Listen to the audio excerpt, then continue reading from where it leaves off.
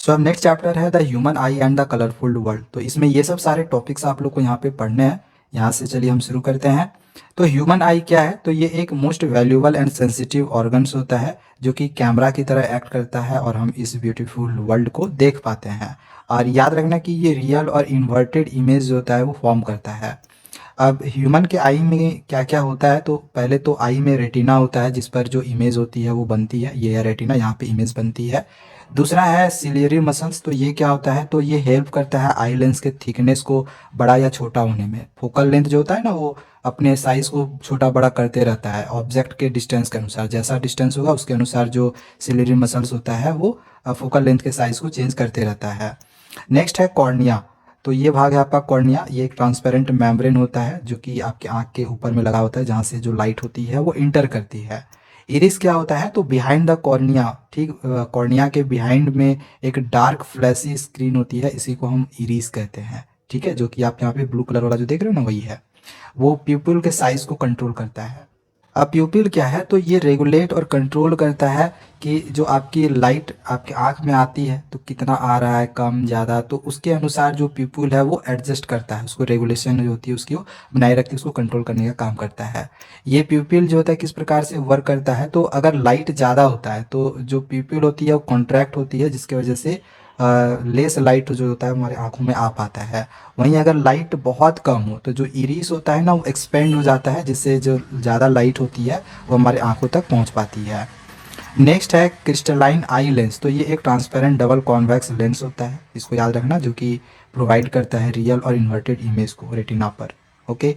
Eye ball क्या है? तो ये एक स्फेरिकल शेप की तरह होता है। इसकी जो डायमीटर होती है वो लगभग 2.3 सेंटीमीटर होता है।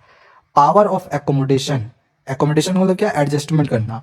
तो the ability of eye lens to adjust it focal lens. Eye lens की जो एबिलिटी होती है वो फोकल लेंस को एडजस्ट करने की होती है। इसी को हम पावर ऑफ एकोमोडेशन कहते हैं। किसके हेल्प से? तो सिलेरी मसल्स की हेल्प से। ये ऊपर में ही हमने आप लोगों को बताया था। जब सिलेरी मसल्स रिलैक्स्ड करता है तो जो आई लेंस होती है वो पतली हो जाती है और उसका जो फोकल लेंथ होता है वो इंक्रीज हो जाता है। और इस समय जो फार ऑब्जेक्ट होगा इसको हम क्लियरली देख पाते हैं, लेकिन नियर बाई जो ऑब्जेक्ट होती है इसको हम क्लियरली नहीं देख पाते हैं। ठीक है। वहीं जब सिलेरी मसल्स कॉन्ट्रैक्ट करती है, ऊपर में क्या था कि जब सिलेरी मसल्स रिलैक्स होगी और जब सिलेरी मसल्स कॉन्ट्रैक्ट करेगी तो जो आई लेंस होती है वो मोटी हो जाती है। यहाँ पे देखो आई लेंस मोटा हो गया है और इसकी जो फोकल लेंथ होती है ये घट जाती है। एंड इस समय क्या होगा कि हम नियर बाई ऑब्जेक्ट को क्लियरली तो देख पाएंगे लेकिन दूर वाले ऑब्जेक्ट को क्लियरली नहीं देख पाएंगे। यहाँ पे उल्टा था, यहाँ पे हम दूर के ऑब्जेक्ट को क्लियरली देख पा रहे थे बट सामने के ऑब्जेक्ट को क्लियरली नहीं देख पा रहे थे। नियर बाई ऑब्जेक्ट का जो मिनिमम डिस्टेंस होता है जो कि हम देख पाते हैं सामने से, नॉर्मल आई जो होता है वो लगभग 25 सेंटीमीटर होता है। वहीं जो फार आई होता है, मतलब फार डिस्टेंस होती है नॉर्मल आई की, देखने की शक्ति जो होती है वो इन्फिनिटी तक होती है, क्योंकि देख तो हम चंद्रमा को भी रहते हैं ना। अगला है defects of vision and their corrections. तो तीन तरह के डिफेक्ट्स होते हैं, मायोपिया, हाइपरमेट्रोपिया और पिसबायोपिया। तो मायोपिया क्या होता है? इसको हम नियर साइटेडनेस भी कहते हैं। इसमें जो पर्सन होता है ये सामने की चीज़ों को तो क्लियरली देख पाता है लेकिन दूर की चीज़ों को सही से नहीं देख पाता है। इसकी जो इमेज होती है वो रेटिना पे नहीं बन पाती अगर मायोपिक आइज हो तो। जैसे देखो जो इमेज है वो सामने बन गया, पहले ही बन गया है। ठीक है। इसके करेक्शन के लिए हम लोग कॉन्केव लेंस का इस्तेमाल करते हैं। इसकी जो नेक्स्ट है हाइपरमेट्रोपिया, जिसको हम फार साइटेडनेस भी कहते हैं। इसमें जो पर्सन होता है ये सामने की चीज़ों को सही से नहीं देख पाता है लेकिन दूर की चीज़ों को ये क्लियरली देख सकता है। तो इसकी जो इमेज बनती है देखो यहाँ पे ये रेटिना के बाहर चला जाता है। तो इसके करेक्शन के लिए हम लोग कॉन्वैक्स लेंस का यूज़ करते हैं, तब जाके इसकी इमेज रेटिना पर बन पाती है। ठीक है। नेक्स्ट है प्रिस्बायोपिया। ये लगभग जब 40 साल से ज़्यादा आपकी उम्र हो जाती है तो आपको आपकी आंखों में थोड़ा सा धुंधलापन छा जाता है, जिसके वजह से ये वाली बीमारी होती है। इसके लिए हम लोग बाईफोकल लेंस का इस्तेमाल करते हैं।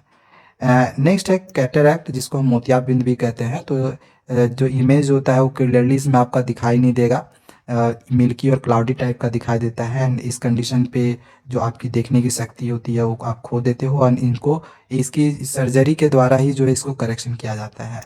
एंड नेक्स्ट है एस्टिग्मेटिज्म, जिसमें आप लोगों को कोई चीज़ जो होता है वो डबल डबल दिखाई देने लगता है।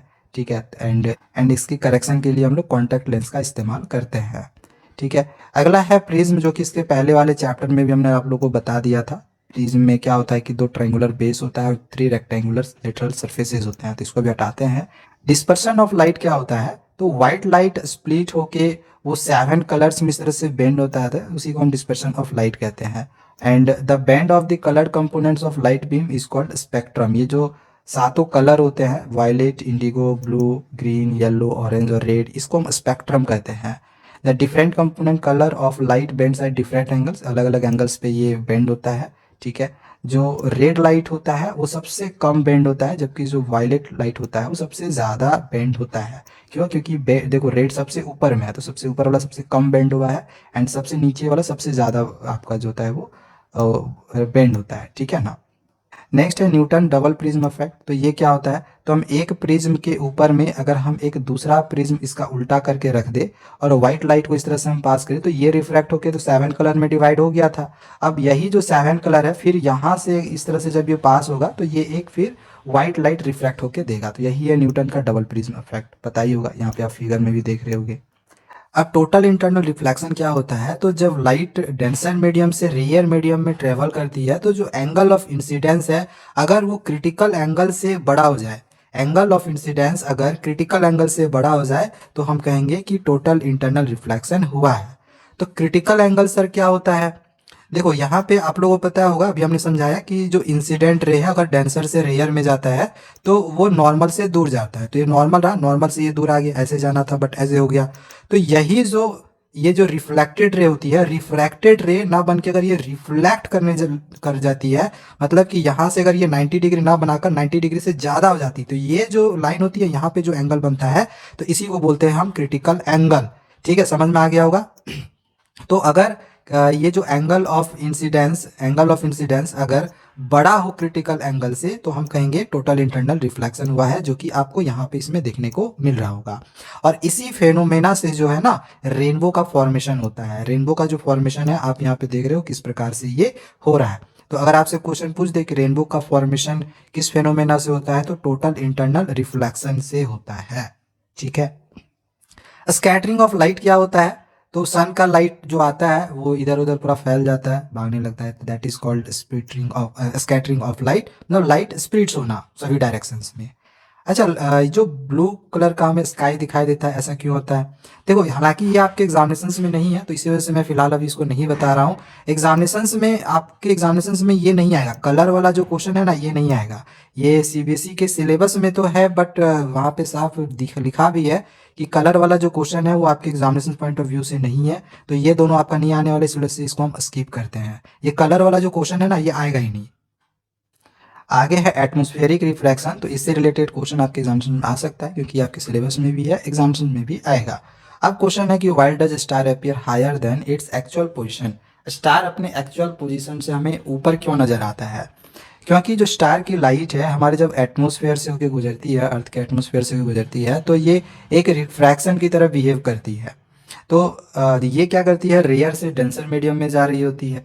ठीक है, तो जब रेयर से डेंसर में जाता है तो वो क्या होता है, उसकी जो बेंडिंग ऑफ लाइट होती है वो नॉर्मल की ओर मुड़ जाती है। तो इस प्रकार से आप यहाँ पे इसको फिगर में भी देख रहे होंगे, इसी के वजह से हमें जो स्टार है वो डिफरेंट पोजीशन पे दिखाई देता है।